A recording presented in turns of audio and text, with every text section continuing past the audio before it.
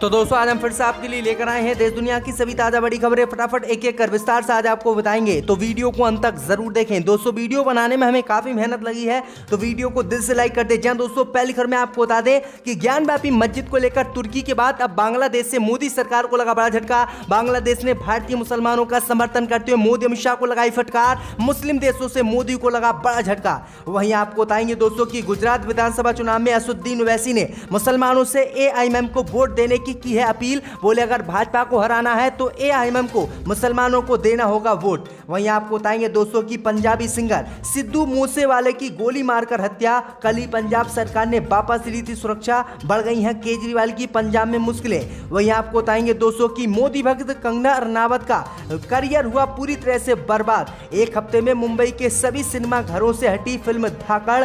8वें दिन पूरे देश में कंगना की फिल्म की 20 ही टिकट बिकी। वहीं आपको बताएंगे दोस्तों की बंगाल में बीजेपी को लगने वाला है एक और बड़ा झटका। बंगाल में भाजपा के 2 सांसद बीजेपी छोड़कर टीएमसी करेंगे ज्वाइन। वहीं आपको बताएंगे दोस्तों की दमखम के साथ आजमगढ़ सीट पर मायावती लड़ेंगी लोकसभा का उपचुनाव। मायावती ने रामपुर में आजम खान के खिलाफ प्रत्याशी नहीं उतारने का किया ऐलान। मुसलमान मायावती से हुए खुश। तो दोस्तों सभी खबरों को आपको एक एक कर बताने वाले हैं। वीडियो को लाइक कर चैनल को सब्सक्राइब कर दें और हमें कमेंट में बताएं कि आपके जिले किस राज्य से हमारी खबरों को देख रहे हैं। इसी बीच पर तो दोस्तों अगली खबर की ओर, तो ज्ञानव्यापी मस्जिद को लेकर तुर्की के बाद बांग्लादेश से मोदी सरकार को लगा बड़ा झटका। बांग्लादेश ने ज्ञानव्यापी मस्जिद का समर्थन करते हुए मोदी अमित शाह को लगाई फटकार। भाजपा की बड़ी मुश्किलें। जी दोस्तों आपको बता दें ये बड़ी खबर सामने निकल कर आई दोस्तों की ज्ञानव्यापी मस्जिद का मामला अब दुनिया भर में छा गया है और दुनिया भर के मुस्लिम देशों का बयान ज्ञानव्यापी मस्जिद को लेकर आने लगा है, जिसके बाद मोदी सरकार की मुश्किलें बढ़ गई हैं। दरअसल आपको बता दें कि कल ही ज्ञानव्यापी मस्जिद को लेकर तुर्की ने बयान दिया था और मोदी अमित शाह को फटकार ज्ञानव्यापी मस्जिद को लेकर लगाई थी। लेकिन आपको बता दें कि तुर्की के बाद अब मुस्लिम देश बांग्लादेश का भी ज्ञानव्यापी मस्जिद को लेकर बयान आया है और ज्ञानव्यापी मस्जिद को लेकर बांग्लादेश ने मोदी अमित शाह को फटकार लगाई है और बड़ी बातें कही हैं। दरअसल आपको बता दें कि बांग्लादेश की सरकार ने कहा है कि भारत में मुसलमानों पर हाल के वर्षों में हिंदू राष्ट्रवादियों द्वारा लगातार हमले किए जा रहे हैं। ये हिंदू राष्ट्रवादी आधिकारिक तौर पर धर्मनिरपेक्ष भारत को एक हिंदू राष्ट्र में बदलना चाहते हैं। आगे बांग्लादेश ने कहा है कि हिंदू कट्टरपंथी दावा करते हैं कि मुगलों ने मध्यकाल में बहुत से मंदिरों को तोड़कर उस पर मस्जिद बनाई, लेकिन इतिहासकारों का मानना है कि उस दौरान उतनी संख्या में मंदिरों को नहीं तोड़ा गया, बल्कि केवल कुछ मंदिरों को ही तोड़ा गया था। संख्या को धार्मिक नहीं बल्कि राजनीतिक कारणों से बढ़ा चढ़ाकर बताया जा रहा है। वहीं आपको बता दें कि आगे मोदी सरकार के जो विश्लेषक हैं राजनीतिक, उन पर भी बड़ा हमला बोला है और उन्होंने कहा है कि किसी भी कीमत पर भारत में इस तरह के काम नहीं होने दिए जाएंगे और भारत में लगातार मुसलमानों को दबाया जा रहा है और उन्हें नमाज भी नहीं पढ़ने दिया जा रहा है। तो ये बड़ी अपडेट आ रही दोस्तों की बांग्लादेश से मोदी सरकार की एक बार फिर से मुश्किलें बढ़ गई। इसी बीच पर तो दोस्तों अगली खबर की ओर, तो मोदी भक्त कंगना रनावत का करियर हुआ बर्बाद। एक हफ्ते में मुंबई के सभी सिनेमा घरों से हटी धाकड़ फिल्म।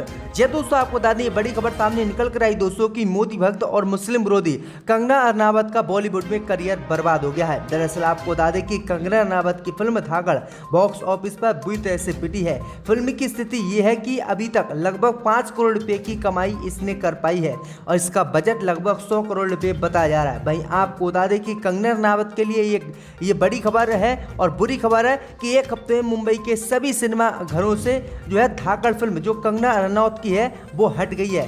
भैया आपको बता दें कि 8वें दिन यानी कल कंगना रनावत की फिल्म धाकड़ की पूरे देश में सिर्फ 8 ही टिकट बिकी है, यानी पूरे देश में इससे ज़्यादा तो राज्य हैं जितनी उनकी टिकटें बिकी हैं। कई राज्यों में एक भी टिकट कंगना रनावत की 8वें दिन नहीं बिकी। तो ये बड़ी अपडेट आ रही है दोस्तों कि कंगना रनावत बुरी तरह से पिट गई हैं और अब कंगना रनावत की फिल्म OTT को भी कोई खरीदार नहीं मिला है और OTT पे भी इसे कोई लेने वाला नहीं है। तो ये बड़ी अपडेट आ रही दोस्तों कि कंगना रनावत का मुसलमानों के खिलाफ बोलकर जीवन बर्बाद हो गया। इसी बीच पर तो दोस्तों अगली खबर की ओर, तो पश्चिम बंगाल में भाजपा को लगने वाला है बड़ा झटका। बंगाल में भाजपा के 2 और सांसद टीएमसी में होंगे शामिल।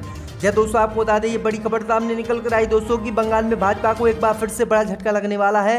बंगाल में भाजपा के 2 और सांसद बीजेपी छोड़कर टीएमसी ज्वाइन कर सकते हैं। दरअसल आपको बता दें कि बैरकपुर से भाजपा सांसद अर्जुन सिंह हाल ही में टीएमसी में वापसी के बाद अब बंगाल में 3 और वरिष्ठ नेताओं के पार्टी छोड़ने की अटकलें हैं। इनमें 2 लोकसभा सांसद लॉकेट चटर्जी व सौमित्र खान हैं और एक पूर्व सांसद अनुपम हाजरा हैं। हालांकि इन तीनों ने इस अटकलों को खारिज किया है। बताते चलें कि तीनों नेता भाजपा के राज्य नेतृत्व पर कई बार सवाल उठा चुके हैं। सौमित्र खान व अनुपम हाजरा 2019 के लोकसभा चुनाव से पहले टीएमसी छोड़कर भाजपा में शामिल हुए थे, लेकिन अब खबर सामने निकल कर आई दोस्तों कि ये दोनों ही सांसद बीजेपी छोड़कर अब टीएमसी में दोबारा से वापसी करेंगे। तो ये बड़ी अपडेट आ रही दोस्तों। इसी बीच पर तो दोस्तों अगली खबर की ओर तो गुजरात चुनाव में असदुद्दीन ओवैसी ने मुसलमानों से एआईएमआईएम को वोट देने की अपील। भाजपा पर बोला बड़ा हमला। यह दोस्तों आपको बता दें कि एआईएमआईएम के राष्ट्रीय अध्यक्ष असदुद्दीन ओवैसी ने अपनी पार्टी के सोशल मीडिया हैंडल पर एक वीडियो शेयर किया। ये वीडियो सोशल मीडिया पर जमकर वायरल हो रहा है। इस वीडियो में एआईएमआईएम के राष्ट्रीय अध्यक्ष असदुद्दीन ओवैसी भारत के मुसलमानों से इस बात की अपील करते हुए दिखाई दे रहे हैं कि वो आने वाले चुनावों में अपने नुमाइंदों को जरूर वोट करें। ओवैसी ने इस वीडियो में देश के मुसलमानों से अपील करते हुए कहा है कि याद रखो गुजरात के मुसलमानों, याद रखो भारत के मुसलमानों, आप हुकूमत को तब्दील नहीं कर सकते, आप अपने नुमाइंदों को कामयाब कर सकते हैं। असदुद्दीन ओवैसी ने आगे कहा है कि अगर कोई ये कहेगा कि गुजरात की विधानसभा में मुसलमान अगर 5-10 मजलिस से कामयाब हो गए तो क्या होगा। उन्होंने कहा है कि जब भारत की पार्लियामेंट में 540 के ऐलान में ये दीवाना अकेला आपकी दुआओं से खड़ा हो जाता है तो हमें पार्लियामेंट में सुनना पड़ता है। लोग बोलेंगे कि आपसे कि गुजरात में बीजेपी मजबूत है, बीजेपी की सरकार है, तो हाँ भारत की पार्लियामेंट में मोदी 300 हैं, मगर एक दीवाना खड़ा हो जाता है तो सबके सामने ये मिजाज गर्मी आपको पैदा करनी होती है और फिर हमारी बात सुननी होती है। इसलिए आप सरकार को चेंज नहीं कर सकते, लेकिन आप एमआईएम के मुस्लिम कैंडिडेटों को चेंज कर सकते हैं। तो ये बड़ी अपडेट आ रही है, बड़ी बातें जो है कही है। इसी बीच पर तो दोस्तों अगली खबर की ओर तो पंजाबी सिंगर सिद्धू मूसेवाले की गोली मारकर हत्या। कल ही पंजाब सरकार ने वापस ली थी सुरक्षा। दोस्तों आपको बता दें कि फेमस पंजाबी सिंगर सिद्धू मूसेवाले की रविवार को गोली मारकर हत्या कर दी गई। मानसा में कुछ अज्ञात हमलावरों ने सिद्धू मूसेवाले पर फायरिंग की। बताया जा रहा है कि उनको 3 से 4 गोलियां लगी। उन्हें गंभीर हालात में अस्पताल में भर्ती कराया गया। ये घटना के समय सिंगर अपनी कार में बैठे हुए थे। आपको बता दें कि कल ही पंजाब की भगवत मान सरकार ने मूसेवाला की सुरक्षा घटाई थी। सिद्धू मूसेवाले पर मानसा के जवार गांव के पास फायरिंग हुई थी। घटना के बाद मूसेवाला को गंभीर हालत में मानसा के अस्पताल में भर्ती कराया गया था, जहां इलाज के दौरान उन्होंने दम तोड़ दिया। घटना में मूसेवाले के साथ रहे 2 अन्य लोग घायल बताया जा रहा है कि मूसेवाले को गैंगस्टर से धमकियां मिली थी। इसके बावजूद पंजाब की आम आदमी पार्टी की सरकार ने कानून व्यवस्था का हवाला देते हुए एक दिन पहले ही मूसेवाले की सुरक्षा वापस ली थी, जिसके बाद उनकी हत्या हुई है। तो ये बड़ी अपडेट आई दोस्तों। वहीं आपको बता दें कि पंजाब में विधानसभा चुनाव से पहले उन्होंने जो है कांग्रेस पार्टी को भी ज्वाइन किया। इसी बीच पर तो दोस्तों अगली खबर की ओर तो दमखम के साथ आजमगढ़ सीट पर बीएसपी लड़ेगी लोकसभा उपचुनाव। मायावती ने कहा रामपुर में नहीं उतारेंगे प्रत्याशी। दोस्तों आपको बता दें कि उत्तर प्रदेश में लोकसभा की 2 सीटों पर 23 जून को उपचुनाव होना है। लोकसभा उपचुनाव को देखते हुए बहुजन समाज पार्टी के अध्यक्ष व यूपी की पूर्व सीएम मायावती ने बड़ा फैसला लिया है। मायावती ने कहा है कि आजमगढ़ लोकसभा सीट पर बीएसपी अपने पूरे दमखम के साथ चुनाव लड़ेगी। आगे मायावती ने कहा है कि आजमगढ़ सीट पर पार्टी अपना प्रत्याशी भी काफी पहले घोषित कर चुकी है। हालांकि मायावती ने रामपुर लोकसभा सीट पर उपचुनाव लड़ने से साफ इनकार कर दिया है। मायावती ने बीएसपी यूपी यूनिट की 2 दिवसीय जिला मंडल में स्तरीय बैठक में कहा है कि हम जो है आजमगढ़ में उपचुनाव लड़ेंगे और हमारा प्रत्याशी भी खड़ा होगा, लेकिन रामपुर में हम उपचुनाव नहीं लड़ेंगे। वहीं आपको बता दें कि उम्मीद जताई जा रही कि रामपुर में मायावती इसलिए चुनाव नहीं लड़ेंगी क्योंकि यहां से आजम खान के परिवार से आजम खान की पत्नी या कोई आजम खान की लड़के की बहू चुनाव लड़ सकती है और इसीलिए जो है मायावती ने आजम खान के सामने किसी को चुनाव नहीं लड़ाने की बात कही है। क्योंकि जब गठबंधन था लोकसभा चुनाव में तो मायावती रामपुर में आजम खान के लिए वोट मांगने आई थी। इसी बीच पर तो दोस्तों अगली खबर की ओर तो हमें पाकिस्तान भेजने की इच्छा रखने वाले खुद चले जाएं पाकिस्तान। जामियत उलमाए हिंद ने किया ऐलान। दोस्तों आपको बता दें कि यूपी के देवबंद में जामियत उलमाए हिंद के 2 दिवसीय सत्र में चले अधिवेशन में ज्ञान व्यापी मथुरा की ईदगाह के साथ कॉमन सिविल कोड जैसे महत्वपूर्ण प्रस्ताव पारित हुए।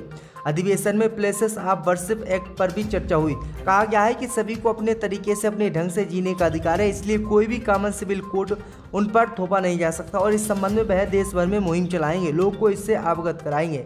भैया आपको बता दें कि उन्होंने कहा है कि जिससे मुसलमानों को भारत में दिक्कत है और वो कहते हैं कि मुसलमान पाकिस्तान चले आए, तो जामियत उलमा हिंद ने कहा है कि जो लोग ये कहते हैं पहले वो ही पाकिस्तान चले जाएं। भारत मुसलमानों का देश है और मुसलमान भारत में रहते हैं और वो आने वाले समय तक रहेंगे, कोई भी उन्हें देश से बाहर नहीं निकाल सकता। इसी बीच पर तो दोस्तों अगली खबर की ओर, तो मुजफ्फरनगर में नरेश कैद बोले गाँव में नहीं मिली बिजली तो रोकेंगे शहर की आपूर्ति। यह दोस्तों आपको बता दें कि मुजफ्फरनगर के काकड़ा में बलियान खाप की ओर से बुलाई गई किसान मजदूर पंचायत में पश्चिमी उत्तर प्रदेश, हरियाणा, पंजाब और अन्य राज्य के विभिन्न खापों के चौधरी गर्जे।